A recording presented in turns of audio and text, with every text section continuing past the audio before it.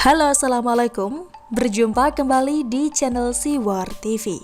AHY benar-benar seperti anak papi sehingga SBY gak bisa istirahat. Ditulis oleh Ca Anton di siwar.com.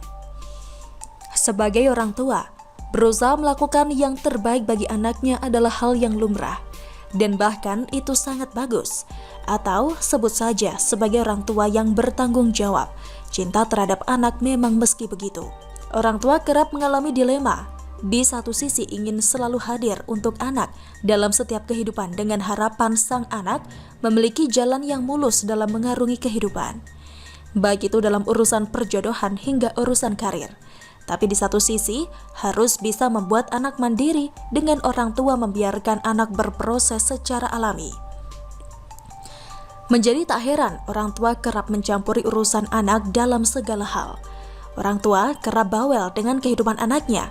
Semua itu tentu saja demi kebaikan sang anak itu sendiri.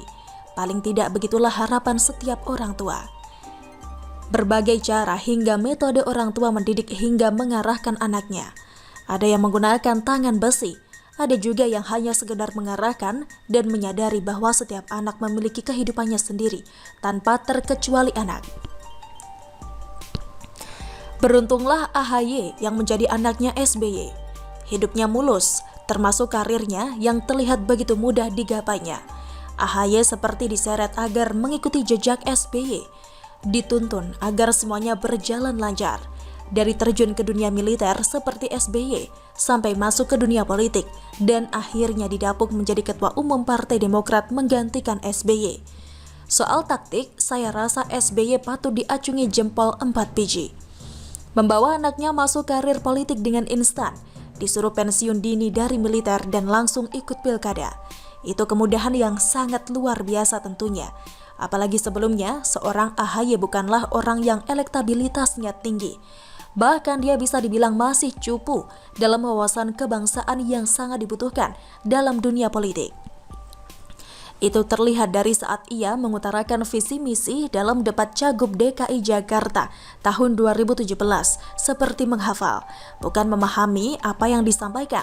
Asumsinya kalau gak memahami mana mungkin bisa menjalankan dengan benar. Dipilihnya AHY ketimbang Ibas untuk diorbitkan bukan tanpa alasan. Ibas yang sudah terjun ke dunia politik lebih dulu tidak menorehkan prestasi yang bisa dijadikan pendongkrak elektabilitas. Sedangkan AHY bagaikan bayi yang baru lahir sehingga masih imut-imut dan orang akan secara otomatis mencintainya. Minimal secara persentase lebih menjanjikan karena belum ada celah yang digunakan untuk menyerang. Sebelum Pilpres, baliho bergambar AHY menjamur di mana-mana dengan tulisan Demokrat siap. Tak hanya baliho di jalan, di mobil Partai Demokrat pun banyak berseliweran gambar dengan tulisan yang sama.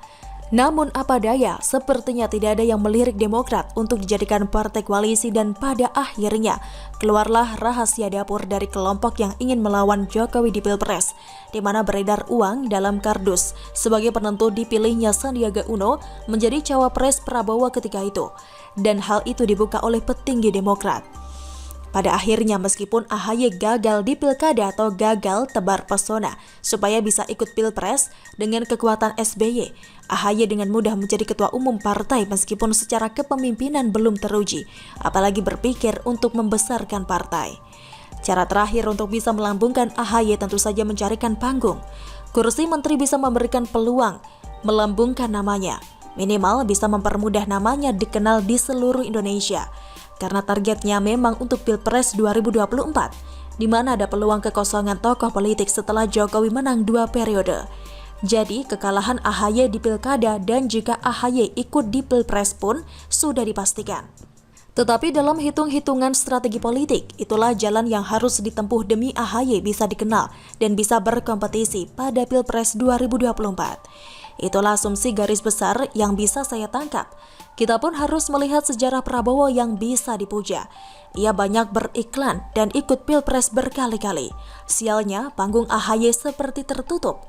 Peluang jadi menteri pun gagal, meskipun posisi ketua umum bisa dijadikan senjata agar Partai Demokrat dapat mempermudah setiap kebijakan pemerintah Jokowi. Karena saat ini tanpa Demokrat, pemerintahan Jokowi sudah cukup dimuluskan dengan besarnya partai koalisi yang ada karena ditambah dengan Gerindra.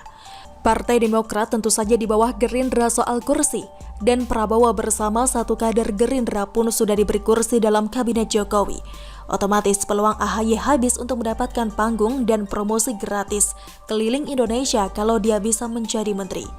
Mungkin karena peluang terakhir habis, alhasil SBY seperti frustasi kalau benar ia jualan nasi goreng karena untuk menyindir pemerintah.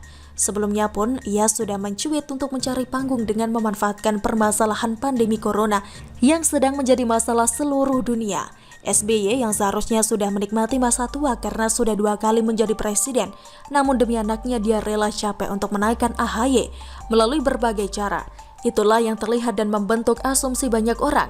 Kalau begitu, apakah salah kalau AHY disebut anak papi? Udah itu aja, Ca Anton. Bagaimana menurut Anda? Silahkan tulis komen Anda di kolom komentar. Jangan lupa untuk like, subscribe, dan share. Siwar TV pamit, sampai jumpa.